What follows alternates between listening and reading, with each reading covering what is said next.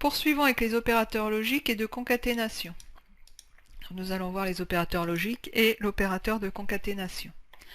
Alors, j'ouvre dans les ressources de cette vidéo le fichier opérateur.xlsm.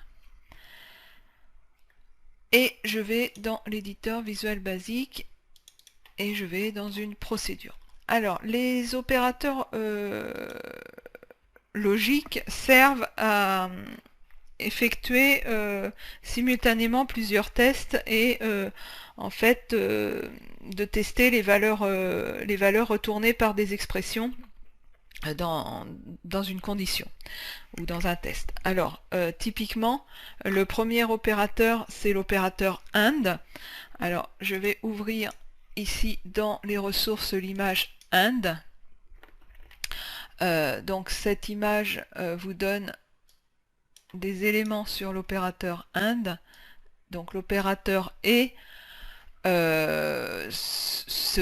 par rapport à deux expressions, hein. Peu importe si on en a deux ou plusieurs, de toute façon à minima il en faut deux. Donc si les deux expressions ont la valeur true, le résultat est true. Si des expressions si une des expressions a la valeur false, le résultat est faux. Alors le tableau ici ça vous explique effectivement ce retour. Donc si l'expression 1 est vraie et que l'expression 2 est vraie, le résultat est vrai. Si l'expression 1 est vraie et l'expression 2 est false, ça retourne false. Inversement, l'expression 1 est false et true, ça retourne false. Les deux false, ça retourne false. Ensuite, si une des expressions a la valeur nulle, true et valeur nulle, ça fait valeur nulle dans l'expression 2. Valeur nulle et true, pareil, valeur nulle. Par contre, valeur nulle et false, ça fait false. Et valeur nulle, ça fait valeur nulle. Donc attention à ça, surtout sur le fait que si une des expressions retourne valeur nulle, dans le cas où c'est associé à une expression true, ça fait valeur nulle, et dans le cas où c'est associé à une valeur nulle, ça fait valeur nulle. Par contre, dans le cas où c'est associé à une valeur false, ça fait false. Donc bien avoir à l'esprit ces particularités liées à la valeur nulle. Alors, on va prendre un exemple pour illustrer ça, et donc je vais faire une condition if ActiveSheet.name égale présent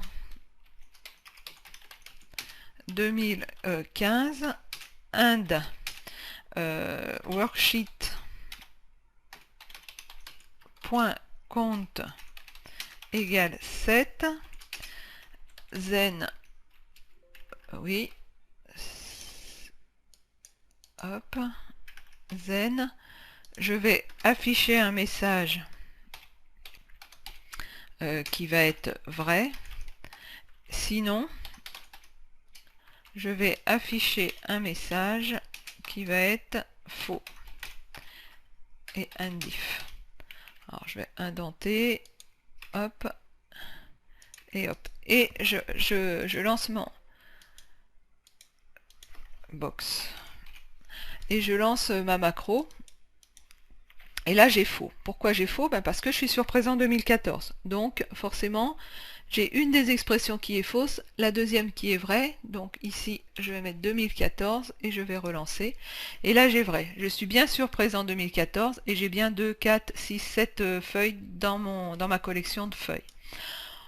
Donc quand une des conditions n'est pas remplie, retourne fausse, le résultat c'est faux. Quand les deux conditions sont remplies et retournent vrai, le résultat c'est vrai. Et quand les deux conditions retournent faux, bien ici, si je mets sur cet onglet-là actif, là bien évidemment je retourne faux également puisque les deux conditions sont fausses. Donc il faut qu'au moins une des conditions soit fausse pour retourner faux. Si toutes les conditions sont vraies, ça retourne vrai. D'accord? L'opérateur OR maintenant. Alors l'opérateur OR, j'ouvre l'image OR et donc là qu'est-ce qu'on me dit? On me dit que donc sur deux expressions, donc le résultat est true quand les deux expressions sont à true, il est toujours true quand une des expressions est à false, il est true quand une des valeurs est nulle avec true, et quand les deux expressions sont false, c'est false. Et quand false avec valeur nulle, c'est false, et valeur nulle avec valeur nulle, false et valeur nulle, pardon, c'est valeur nulle, et valeur nulle et valeur nulle, c'est valeur nulle. Alors c'est l'inverse du AND. En fait, là, il faut que au moins une expression soit vraie pour que les conditions avec l'opérateur OU, OR, soient réunies. Alors on va prendre l'exemple, et on va reprendre notre exemple ici, et je fais OR. Et là, qu'est-ce qu'il me dit? Faux. Pourquoi? Parce que je suis sur présent 2015 et que j'ai 7 onglets. Et là, j'ai dit présent 2014 et 6 onglets. Maintenant, ici, si je mets présent, le nombre de feuilles à 7, là, il me répond vrai. Pourtant, je suis sur présent 2015. Donc là, au moins une des expressions est remplie. Donc, la condition ici est vraie. Il n'est pas nécessaire que les deux expressions soient vérifiées pour que l'expression soit vraie. L'opérateur suivant, c'est l'opérateur XOR. Alors l'opérateur XOR, ici, donc dans l'image, ça fait... On a les résultats suivants, donc XOR, il faut que une seule et seulement une des expressions soit vraie, pour que le résultat soit vrai. Alors typiquement, ici, quand on a deux expressions vraies, ben, ça retourne false. Quand on a une expression vraie, ça retourne true, et quand on a deux expressions false, ça retourne false. Donc le seul cas, le cas c'est une et une seule, alors qu'on en ait une ou plusieurs, hein, ou deux ou plusieurs. Le nombre d'expressions ici n'est pas dépendant du résultat, il faut juste une seule expression soit vraie. Alors on va faire l'exemple, et ici si je mets XOR, donc présent 2014 ou 7, donc je suis où? Je suis sur présent 2015 et j'ai bien 7. Là, ça va me retourner vrai, bien évidemment. Maintenant, je vais mettre ici une troisième condition, et je vais mettre que worksheet 1.name c'est égal à sommaire. Donc là, qu'est-ce que j'ai? J'ai la première condition, présent 2014, qui n'est pas remplie puisque je suis sur présent 2015. La deuxième condition, le nombre de feuilles dans ma collection, j'ai bien 7, c'est rempli. Et le nom de ma première feuille, c'est bien sommaire, c'est rempli. Et donc là, si j'exécute, ben j'ai faux en retour. Pourquoi? Parce que j'ai deux expressions qui retournent vraies. Et il en faut une et une seule. Donc là, ici, si je lui mets 6, donc celle-là est fausse, celle-là est fausse et celle-là est vraie. Là, ça me retourne vrai. Alors attention à XOR, hein, il faut qu'une seule expression parmi toutes les expressions ici soit vraie pour que l'ensemble soit vrai. Alors il y a des cas qui peuvent être adaptés. J'avoue que je l'utilise très peu, souvent, même très très rarement. L'opérateur logique suivant, c'est note. Alors on va aller voir dans l'image de note dans nos ressources. Donc note, ça permet d'effectuer le résultat inverse, la négation du résultat. Si j'ai une expression qui est true, le résultat sera false avec un note, et inversement, valeur nulle, valeur nulle. Alors, si je dis note Active Sheet présent 2014, alors j'enlève le reste pour pas avoir de perturbation. Là, qu'est-ce que ça va m'envoyer? Ça va m'envoyer vrai, puisque je suis où? Je suis sur présent 2015. Donc, cette expression-là renvoyant false, sa négation renvoie true. Donc, je renvoie vrai.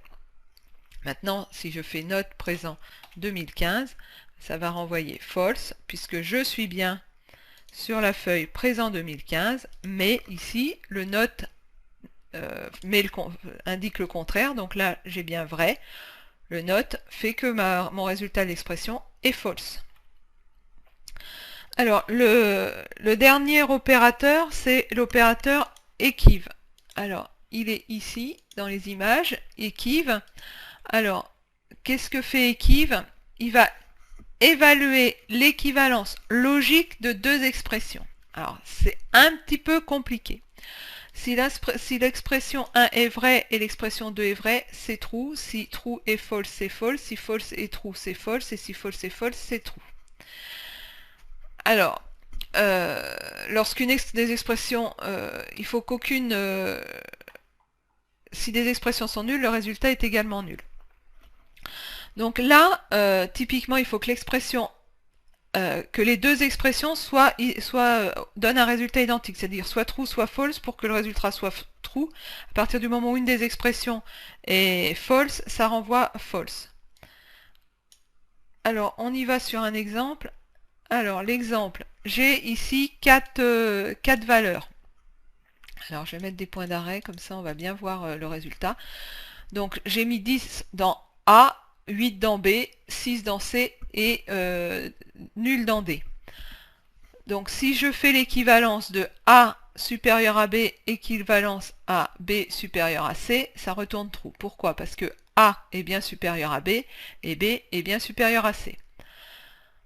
Si je fais B supérieur à A et B supérieur à C, ça retourne false. Pourquoi? Parce que B n'est pas supérieur à A, donc ça c'est false. Donc à partir du moment où j'ai une expression false et la deuxième qui est true, ça retourne false.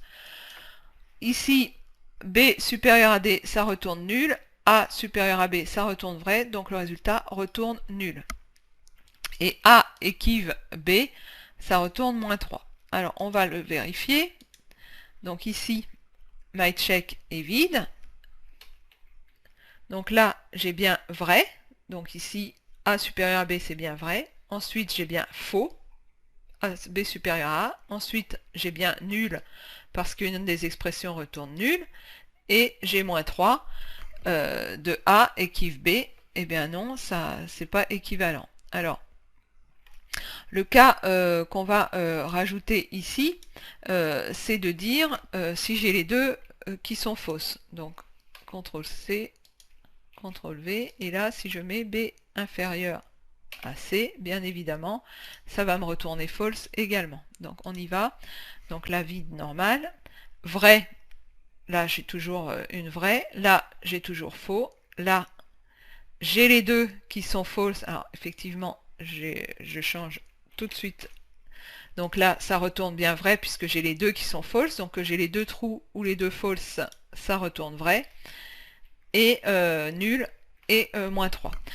Donc, ici, quand les deux sont false, ça retourne vrai également. C'est une équivalence logique. Donc, il faut qu'ici, on ait le retour d'un booléen et ici, le retour d'un booléen. Donc, ici, retour un vrai et ici, retour vrai ou faux et ici, retour vrai ou faux. On ne peut pas faire l'équivalence sur une chaîne de caractères ou sur des nombres. Ce sont des expressions qui sont équivalentes en termes logiques. Donc, voilà pour cet opérateur équive. Alors le dernier opérateur, c'est l'opérateur de concaténation. Alors l'opérateur de concaténation, il sert à quoi?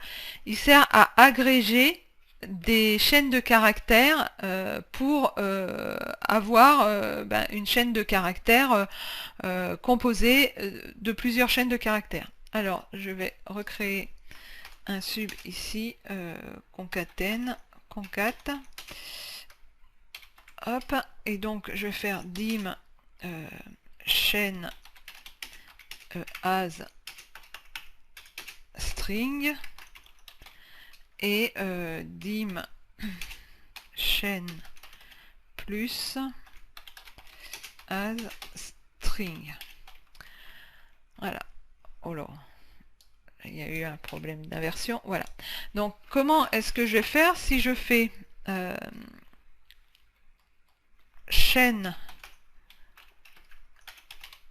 égale première chaîne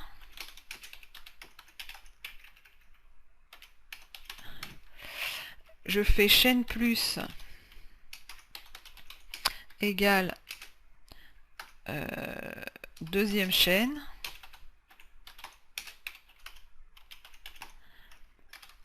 eh bien je vais faire par exemple MSG box chaîne et l'opérateur de concaténation chaîne plus. Voilà, et on va exécuter ça et on va voir ce que ça donne. Ça donne première chaîne, deuxième chaîne. Donc le et commercial ici permet bien de concaténer, d'agréger deux chaînes de caractères. J'ai agrégé ici deux variables, mais je pourrais tout à fait faire msgbox chaîne 1 et chaîne 2. Et là, donc, si je réexécute, j'ai bien première chaîne, deuxième chaîne, et là, j'ai bien chaîne 1 et chaîne 2. Donc, je peux concaténer soit des variables, soit des chaînes de caractères directement. Alors, attention, ici, vous voyez que j'ai pas mis d'espace ni rien. Alors, pour concaténer un espace ici, pour agréger avec un espace, il faut que j'aille écrire explicitement l'espace et que j'aille rajouter donc un signe de concaténation. Et maintenant, j'ai bien l'espace qui est venu se mettre entre mes deux chaînes. La deuxième, je n'en ai pas mis, mais là, je pourrais le mettre tout à fait dans ma chaîne de caractères directement. Et là, j'ai bien mon espace et mon espace. Donc la concaténation avec ce signe est commercial qui permet de concaténer. Alors si vous concaténez une chaîne de caractères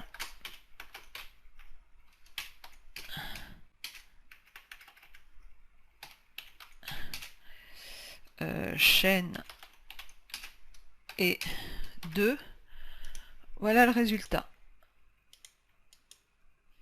Il concatène bien. Ici, le fait est que même si c'est un chiffre, il concatène bien avec ce chiffre. Par contre, il est possible d'écrire également, mais je ne vous engage pas à le faire parce que ça peut être à un moment donné perturbateur. Ici, le signe plus peut servir également. Alors, hop, hop, peut servir également de concaténation avec deux chaînes de caractères. Mais franchement, ça, à bannir, il est préférable d'utiliser systématiquement le signe et commercial pour la concaténation de chaînes de caractères. Et n'oubliez pas que si vous voulez ici mettre des espaces, il faut les mettre explicitement dans une chaîne de caractères quand vous faites la concaténation de plusieurs variables. Je vous retrouve sans plus attendre dans un nouveau chapitre de cette formation.